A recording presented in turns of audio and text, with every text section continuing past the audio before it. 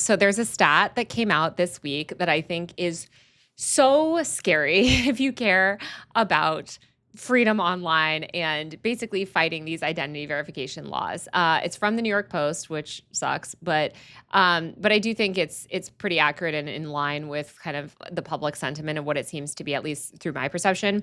They found that 86% of Americans want Meta or Google held accountable for predatory social media addiction crisis.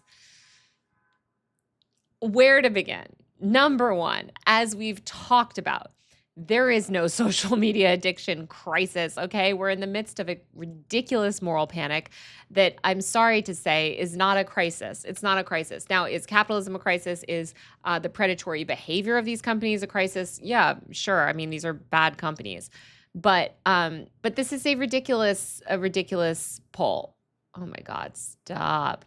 And what makes what is sort of scary about this is the way that it's framed. A whopping 86% of Americans want Meta and Google held accountable for their role in the social media addiction. Like, this is just literal propaganda slop that we're looking at.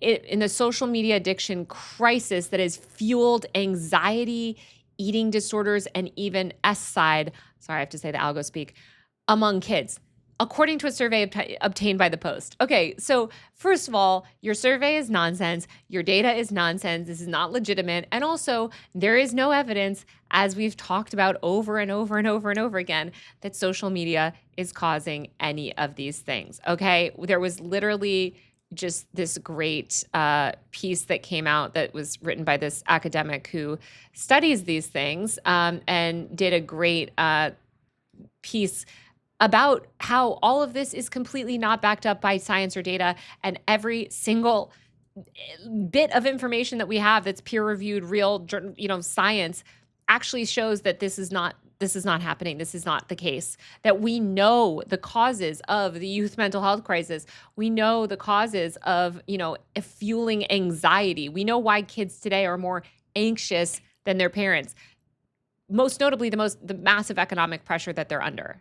I mean, among other things. There's a lot.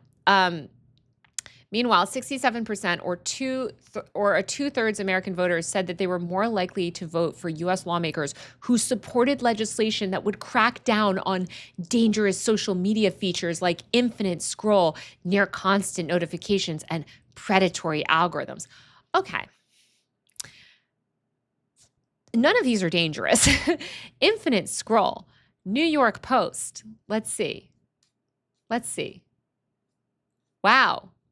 Dangerous. Infinite scroll. Actually, they don't have it. Oh, no. They don't.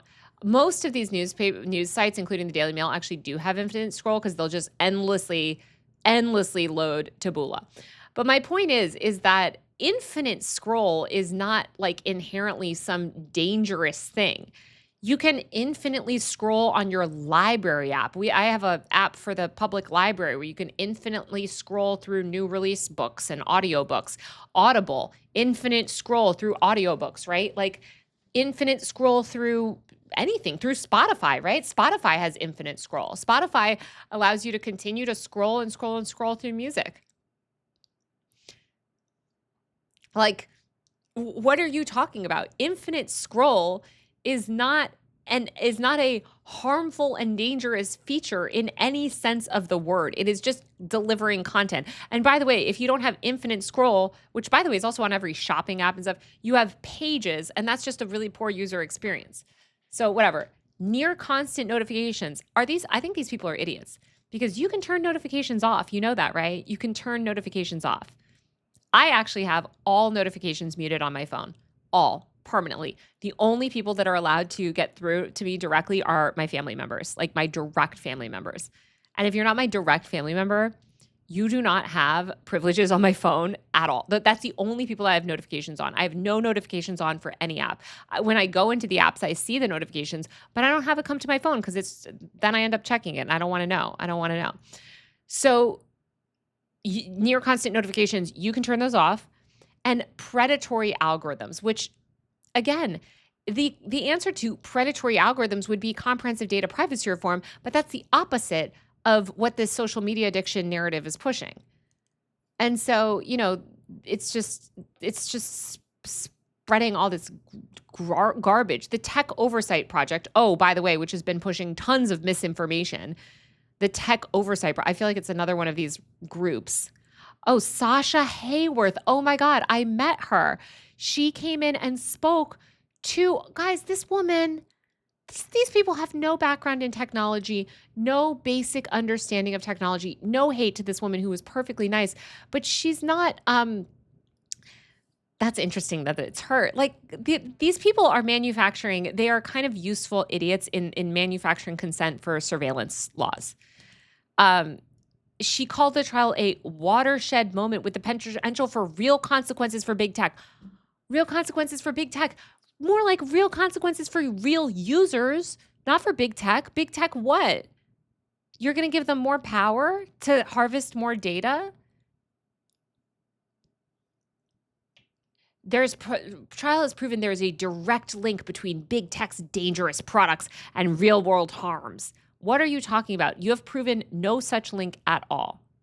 Oh, here, now we know. Here's where it all comes out. According to the Tech Oversight Project, is the Kids Online Safety Act, KOSA. The stuff, the law that is going to censor LGBT content from the internet, right? That is the law. That's what the tech oversight law is pushing. This is it. It's an attack on Section 230, and it is an attempt to mass censor the internet. It is being led by the Heritage Foundation and far-right extremists, okay? And the fact that all these Democrats are supporting it is appalling.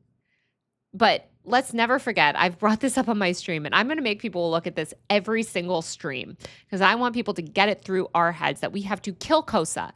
These people, this Tech Oversight Project, which, by the way, they all have these sneaky names, right? The Tech Oversight Project, ooh, sounds so good. Well, you're pushing mass censorship and surveillance.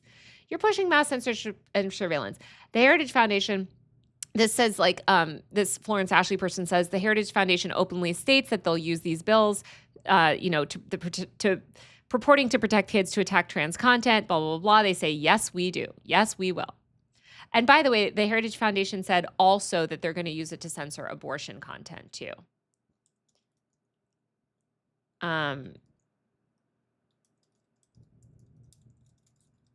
going to just pull up that link again. It's just absurd. Like, this is what they are pushing. The Kids Online Safety Act. This is the most dangerous piece of legislation that is in Congress, I feel like, right now. I mean, I know that's like a bold claim, but seriously. Somebody says, America has fallen. You just haven't realized it. Trust me, brother, I realized it. Nobody knows more than a lot of us Americans. Maybe you're an American too, but America sucks. Anyway, we live here, so that's the way things have shaken out. So they're using this moral panic to push all this stuff, and it's terrifying, and we hate it. And look at this. Look at this. This is what they put on the cover. By the way, these kids, it's very tragic that they died. Many of them died from fentanyl overdoses. I think the majority of kids involved in these lawsuits died of fentanyl overdoses, which is horrifying. But just because they were able to get in touch with a dealer through Instagram direct messages somehow, or really it's WhatsApp, I think, doesn't mean that we all need mass censorship. It means that we need to fix the fentanyl. We need to fix the drug problem. Like, ridiculous. Like, it's very sad, but like, Meta is not responsible for your child's death because they overdosed on fentanyl. And I don't know why these kids specifically died, but a lot of them, like, they lost children to social media harms. You don't know why those children died. The main person in this case, by the way, the main girl in the case, she was abused by her mother. The main girl in the social media addiction case, Kaylee is the first person to KGM. This is Kaylee. I don't think oh yeah, okay, it's Kaylee. Yeah, I was going to say, hopefully I didn't reveal her name. So she's identified as Kaylee, who alleges that deliberately addictive features got her hooked on Instagram and fueled a downward spiral, including depression. Let me tell you some other facts about this poor 20-year-old. Okay, first of all, she had domestic violence issues in the family. She was physically and verbally abused by her mother for years before she ever had social media. She struggled academically. She struggled during the early days of COVID. All of this predated her Instagram use. Her medical records do not show her talking about Instagram. They show her talking about the abuse that she was experiencing at the hands of her own family members. And by the way, she has said apparently that the only reason that she wanted, when she was asked why she's participating in this case, is because her mother told her that it would get them money, which it will if she wins. But it's like, she doesn't care. Like, this poor girl is being used. She's being used. First of all, her mother it's terrifying that her mother is so involved in her life. And her mother has pushed her into becoming this national figure, essentially, and being a social media victim so that she can get money, her abusive mother.